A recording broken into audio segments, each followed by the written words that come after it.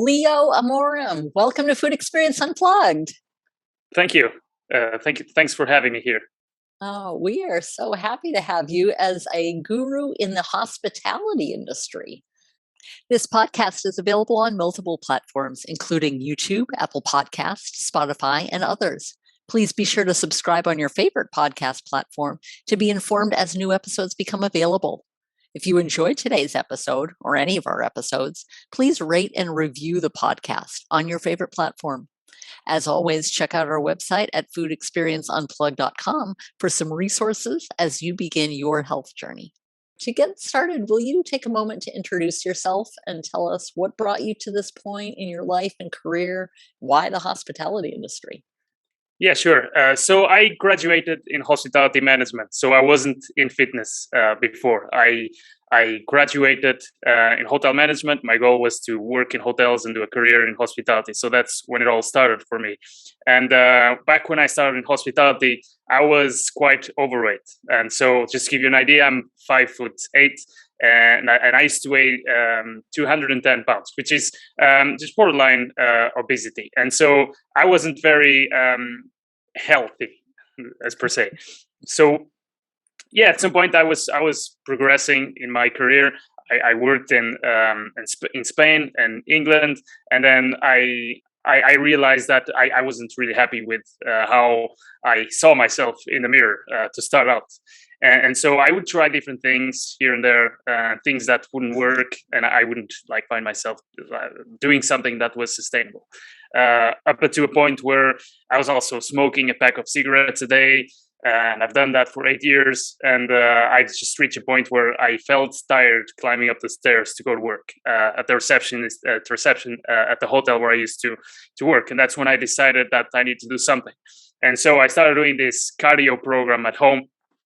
It's called the Insanity from Beachbody. I think it's popular over there. It's just 40 minutes of cardio per day. And then the second month, it's 1 hour of cardio with no equipment. So I started doing that, and because I really wanted to lose weight, but I had no clue about nutrition or anything related to that. So what I would do, I would just eat a soup and a sandwich, and that was it. That was all I was having all day in order to lose weight, because I had this goal. And so I've done that, and I lost the majority of the weight. But then I looked what you call the skinny fat. I had lost the fat, but I wasn't healthy at all. But it was the beginning for me, because I felt like, despite not looking as I wanted to look and not being the healthiest, I was definitely healthier than what I used to be when I was quite overweight. And I felt a difference at work, in my work performance. My thought process was faster. I felt happier because I was more confident, and so work was better. I could do a better customer service with the client. At the hotel, I was better working as a team with my colleagues. And so that's when I made the associations. I thought, okay, now I need to keep up with this and perhaps learn more and optimize this, because it's such a great tool for me to progress in the career, which was my main goal back then. And that's how it started for me. And I progressed through hospitality. I signed up to the gym, and that didn't work initially as well, because I didn't like the environment. I didn't know. I had no clue what I was supposed to train, on how long should I be there. And someone gave me this PDF sheet with the exercises, and that really didn't work for me. And so trial and error, then I became fitness, very passionate about fitness. And I was always ready to learn new things, and kind of bootstrapping all the information that I saw online. I got into a point I was really an enthusiast about it, and people would ask me at work, "Hey, how do you do this?" Because we're all so busy. People that I would speak at work, they would always say that they didn't have time for exercise, or they didn't have energy. They have all these problems that I had basically figured out the solution. And so that's how it started for me. Later on, people would tell me, "Hey, you should be a coach because you're really passionate about this." People would ask me those types of questions. "Hey, how can I lose weight? What can I eat to lose weight? And what do I do for stress at work?" And I would start talking nonstop. And people would say, you should really be a coach.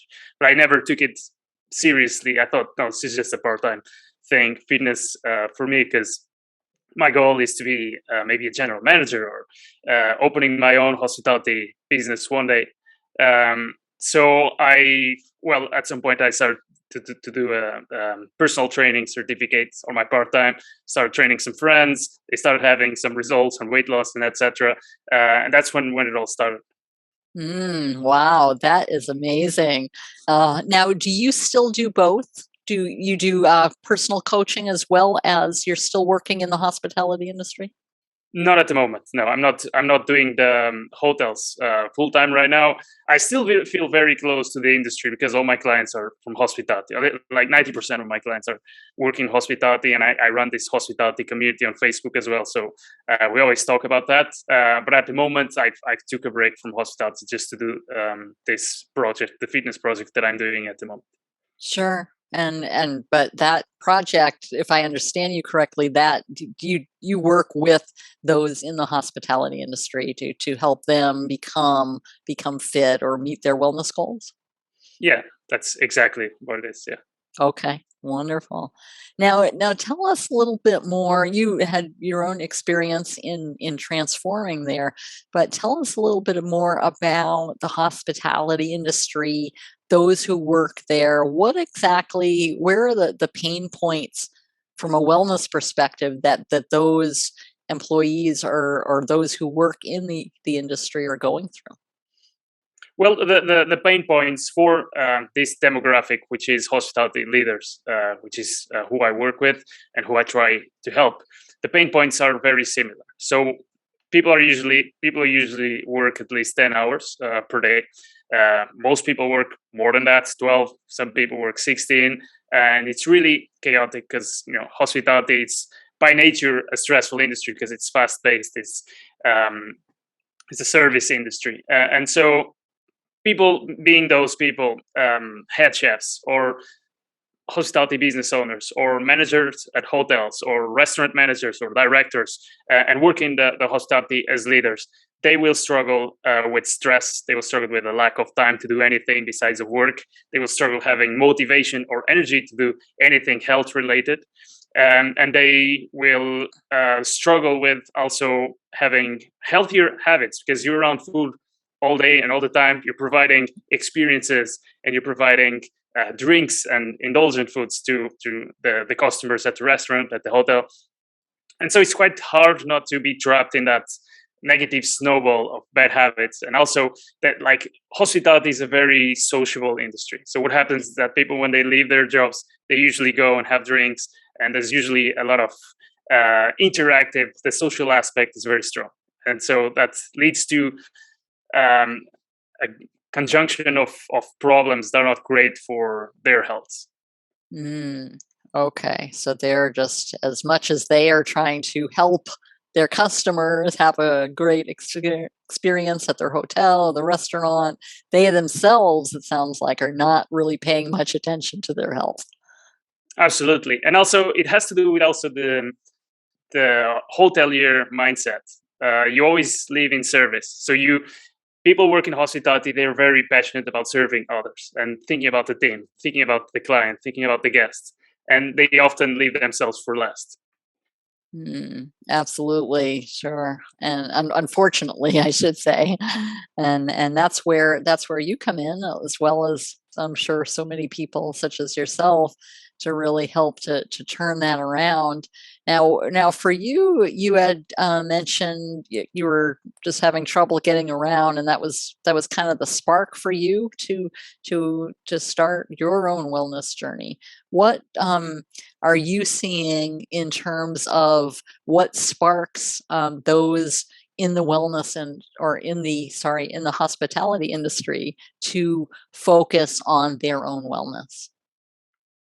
I think, well, I think for most people, there's like this moment that clicks, which is okay. Yeah, maybe I should do something about it for whatever reason. My reason was I didn't like see myself what I looked like at the mirror, and also I felt tired climbing up those stairs, and that wasn't normal.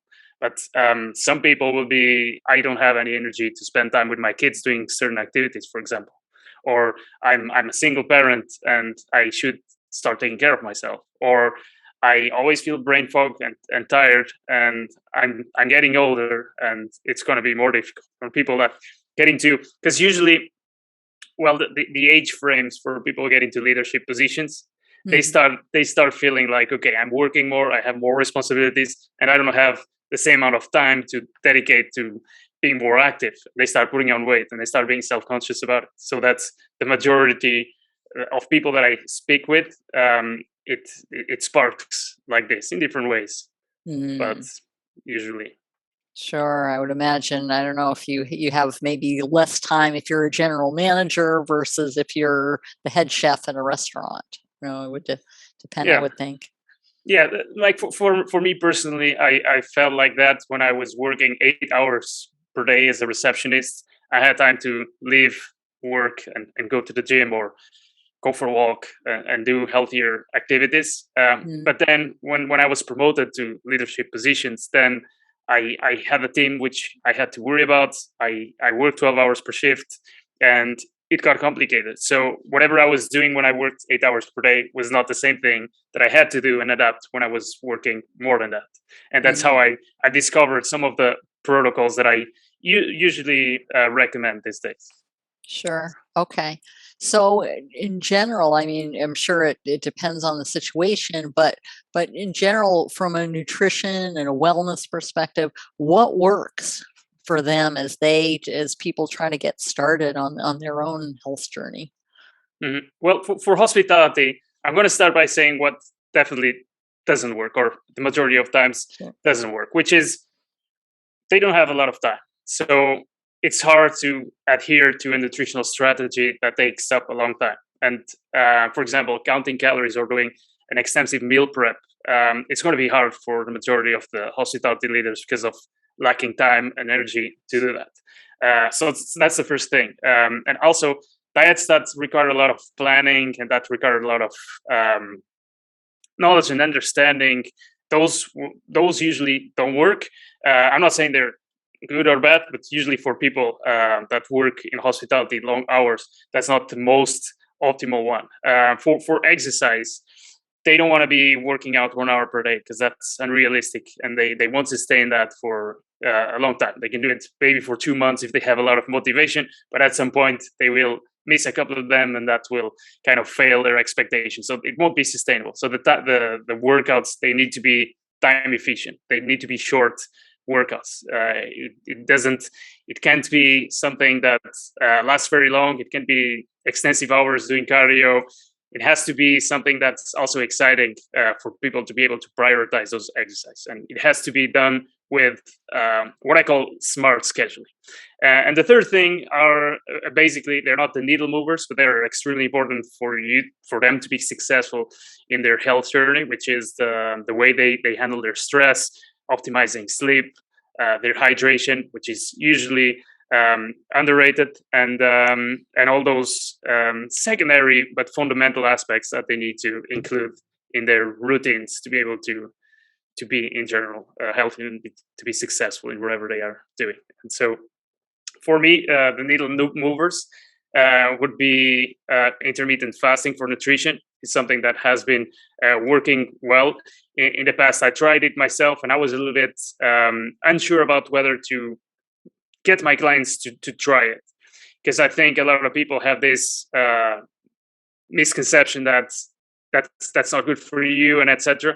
And so I used to do other strategies, and that's how I figured out that okay, maybe this works, but for a long-term strategy, this is not the way. And so I managed to figure out like a protocol that would be good, like an intermittent fasting protocol that would work for them, and that's combined with the time efficient exercise that would take a long time for them. They usually work out for 90 to 120 minutes per week. So that's not a lot, usually 3 times a week, no more than that. And they have the good results that they want. And then apart from that, I just help them with managing the stress and optimizing sleep, making sure they are more hydrated, and also work on a mindset in general, which applies to everyone, not just for hospitality. And I think everyone should start with the mindset aspect of things, because everyone, as successful as they are, they will want to give up at some point. And it's important, like especially at the beginning, where you're implementing those habits, that they don't relapse. Mm, absolutely. Now, do you have any examples of those who have gone through their own health journey and how they've navigated and being able to, juggle their demanding schedule as well as try to implement some wellness pieces into the mix? Yeah, I have plenty of examples, but a very easy one would be, well, a client of mine. He's a food and beverage manager at the hotel, and he usually works 14 hours a day. He manages like all the wedding events, and he manages the outlets, the bars and restaurants, and everything else. And the way that he juggles his workouts and his health is we do a trick that is very simple. It's called what I call the 340. So the 340 is just sitting down for 5 minutes on a Sunday and blocking out 3 blocks of 40 minutes during the week.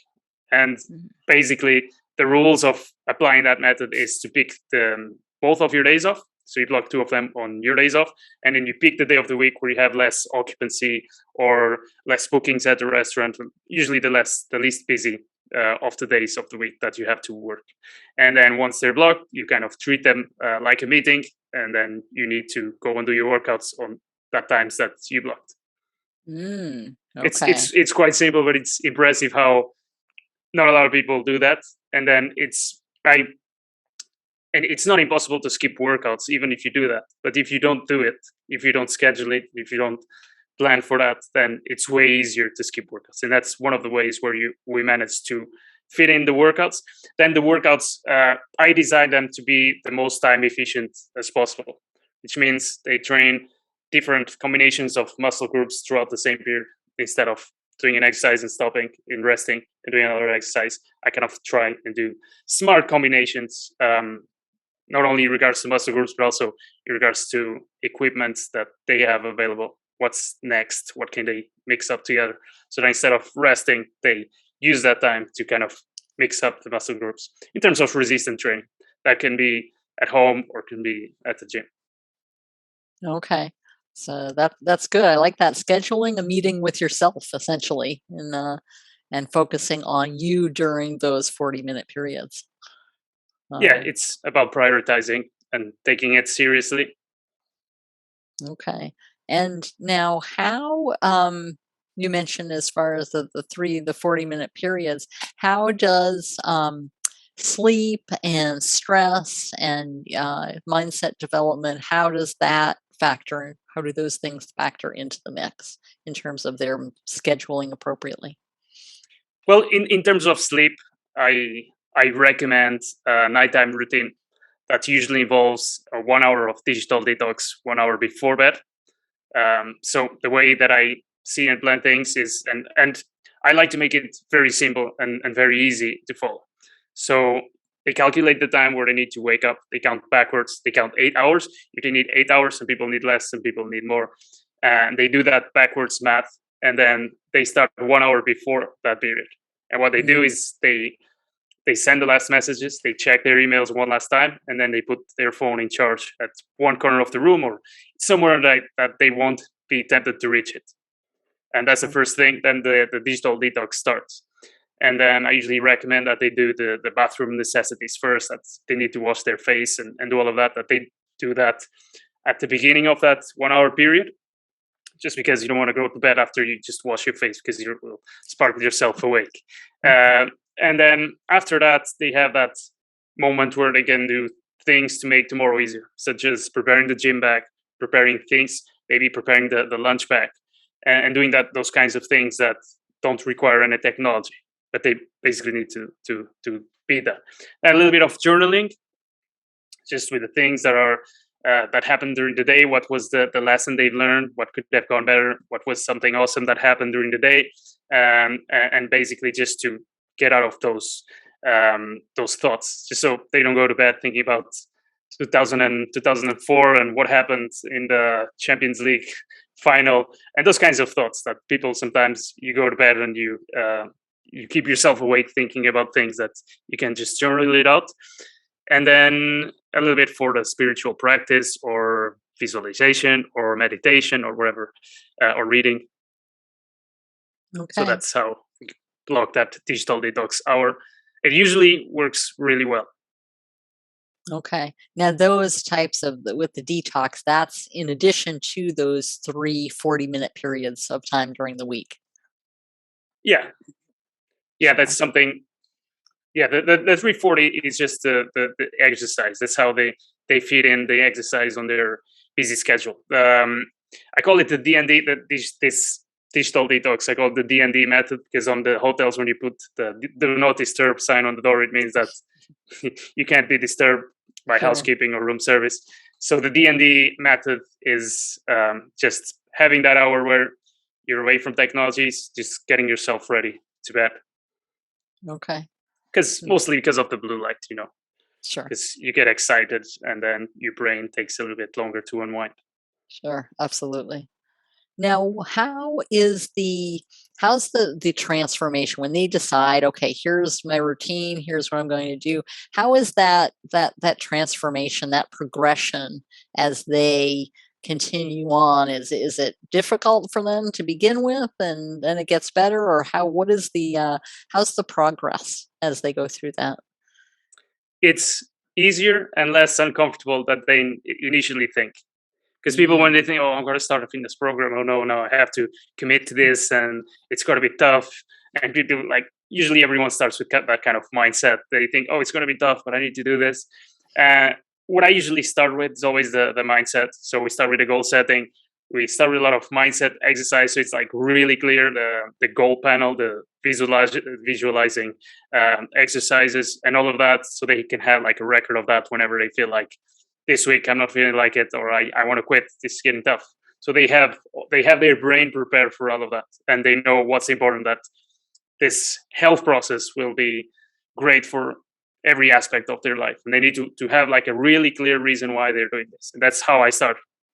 It helps with everything in the future, because then when they have those bumps on the road, which they always have, one way or another, and some of more are more adherent to the program. Some of them are not as strong, and sometimes they have more slumps, and everyone's different. But in one way or another, it really helps to start with the mindset component of it. So that's how we always start, and that's how I recommend the people that don't work with me, that reach out to me in the community. That's what I always recommend. Hey, figure out your reason why, figure out your goals, be very specific, and have that kind of work done before you start diving in nutrition and exercise. And mm, once that fundamental part is done, then I jump into the nutrition. I give them the first steps. How does it work? What's a little bit of the science behind it? What are the benefits?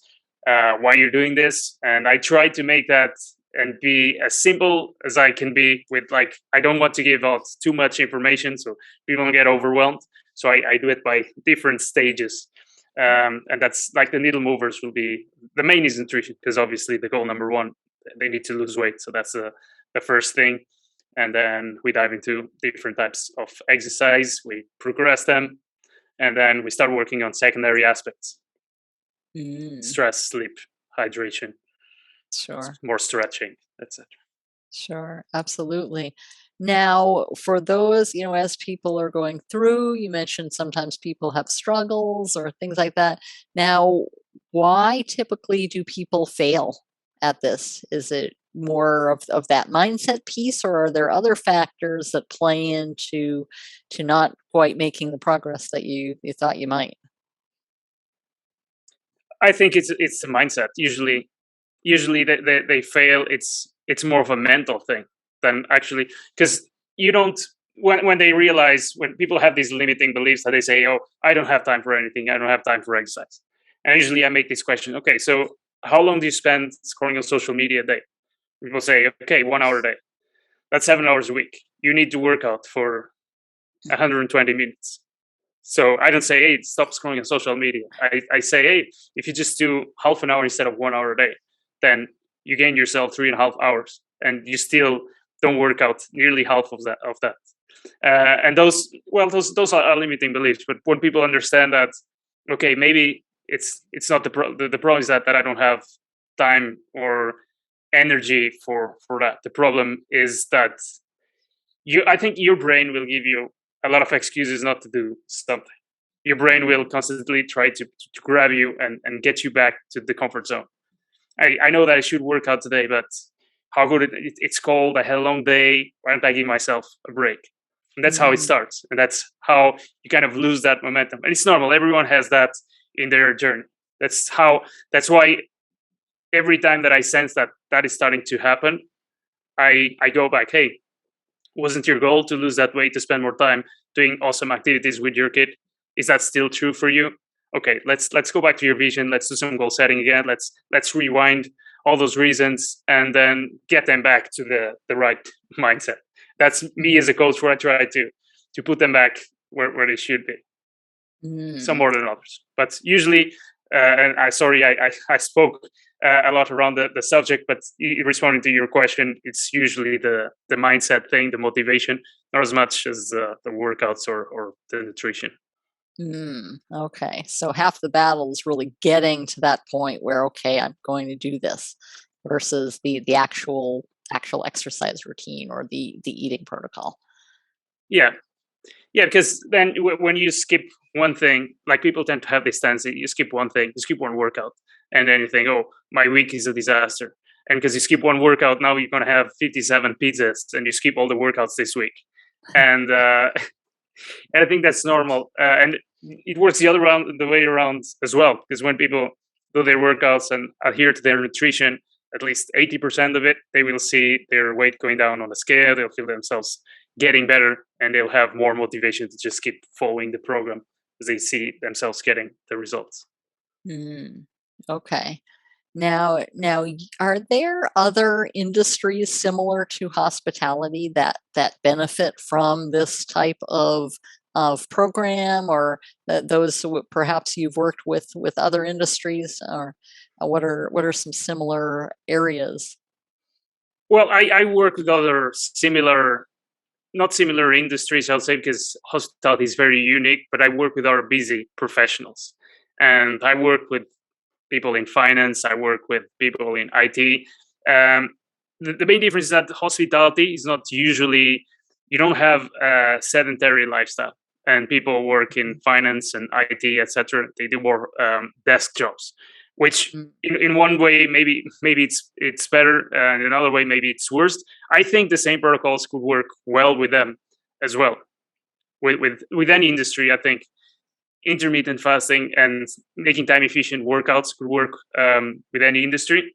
But maybe if you work, I don't know, maybe if you work in IT from home, maybe you have more chances to do a meal prep. So that all those needle movers, they are not necessarily the best thing ever for your industry and you specifically. I just know from my experience and in hospitality in specific, and from everyone that I worked with and myself, that this is a good combo. Okay, because sounds like with hospitality, there are more unique factors that contribute to a potentially sedentary lifestyle versus other industries, perhaps. Yeah. There's other factors, as well as being so in touch with all the indulgent food and beverages. That's one of the main things as well. Because in everywhere I worked in the hospitality industry, there's cakes in every pantry. There's food all over the place, and if there isn't, there's some coworker will bring cake to the office, and you'll have 7 slices just to make sure you like it and the flavors are right. And then there's the HR initiatives, which they will give staff, organize staff parties, and then right now in the festive season, you'll see a lot of initiatives towards employees giving bonuses and organizing treats and all of that. And as I said, it's a very sociable industry. Definitely.